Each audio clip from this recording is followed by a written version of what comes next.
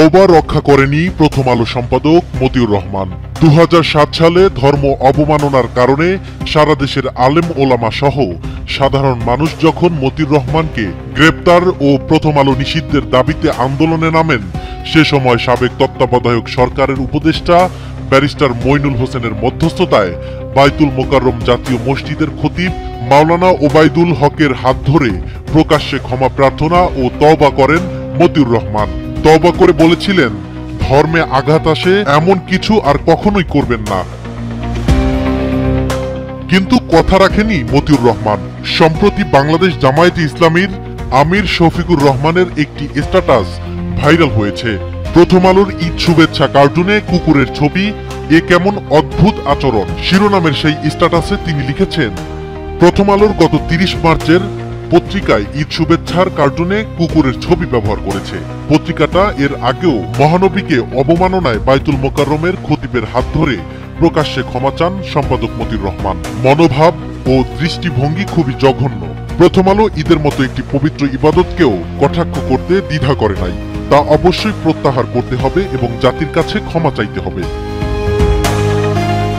প্রথম আলোর ন্যাক্কারজনক এমন কার্টুন নিয়ে বিতর্ক তৈরি হলে সেটা নিয়ে আবার সাফাই দিয়েছেন আরেক প্রথম আলো প্রোডাক্ট সাংবাদিক কামাল আহমেদ। প্রথম আলোর ধর্মীয় অবমাননাকর এই কাজের পক্ষে তিনি বলেছেন, কুকুর আমার পছন্দ নয়, ভয়ও পাই। তবে লন্ডনে একজন শায়েকের মুখে শুনেছি নবীজি সাল্লাল্লাহু আলাইহি ওয়াসাল্লাম কুকুর পাশে রেখে নামাজ পড়েছেন বলে বিবরণ পাওয়া যায়। এখন কার্টুনে কুকুরের ছবি আঁকায় ধর্মের অবমাননার অভিযোগ শুনে মনে হলো কুরআন শরীফে কি আছে। এ প্রশ্নের যে জবাব পাওয়া গেল তা ছবিতে দেখতে পারেন। ধর্মীয় বিভিন্ন হাদিসের সংক্ষিপ্ত বক্তব্য তুলে কামাল আহমেদ বিষয়টি স্বাভাবিক করার চেষ্টা করেছেন। তার সেই পোস্টের কমেন্টস সেকশনে একজন লিখেছেন, কামাল ভাই, ধর্মীয়ভাবে বাদ দিলাম, কিন্তু সামাজিকভাবে এই কুকুরের ছবিটা একটা উৎসবের বিষয়ে ব্যবহার করা হলো কেন সেটা আমি বুঝতে পারি নাই। আমাদের দেশে কি আমাদের এই উৎসবের সঙ্গে কুকুরের কোনো সম্পর্ক আছে? জানতে পারলে শিখতে পারতাম, বুঝতে পারতাম। আসলে কুকুর হোক বা বিড়াল, ইসলামকে অসম্মান করা হোক বা তুচ্ছ, কিছুতেই কিছু আসে যায় না কামাল আহমেদের মতো ধর্মবিদ্বেষীদের। তিনি বাঁচাতে চেয়েছেন প্রথম আলোকে, আর প্রথম আলোকে বাঁচাতে চাওয়ার অর্থই হচ্ছে ইসলামের বিরুদ্ধে দাঁড়ানো। সেটা তিনি জেনেই করেছেন। এই প্রথম আলো প্রকাশনার শুরু থেকেই ভারতের এজেন্ডায় কাজ করেছেন। দাড়ি টুপি দেখলেই জঙ্গি নাটক সাজিয়েছে প্রথম আলো। মানুষ বলছে ইসলাম চর্চা করলেই প্রথম আলো তাদের জঙ্গি বলতো।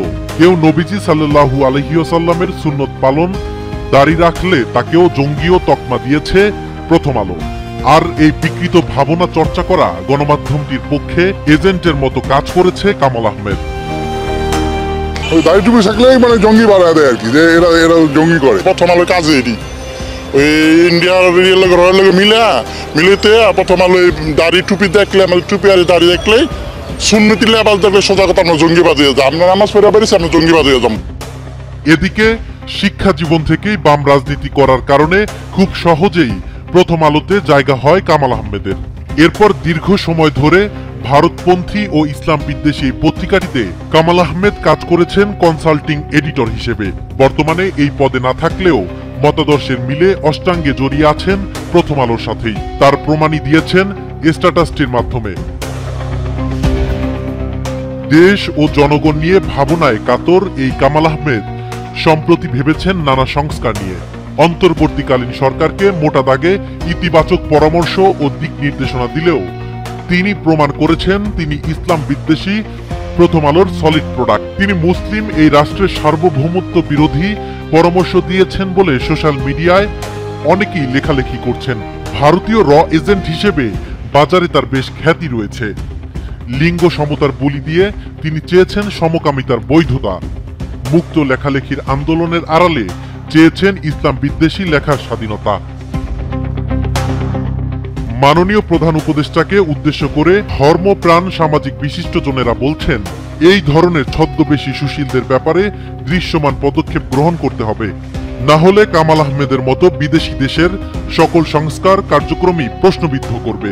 এমনকি তারা প্রথম আলোর ডিক্লেয়ারেশন বাতিলের পক্ষে আন্দোলনের হুঁশিয়ারি দিচ্ছেন। তাদের দাবি, এমন ইসলাম বিরোধী ও দেশ বিরোধী পত্রিকা বাংলাদেশে চলতে পারে না।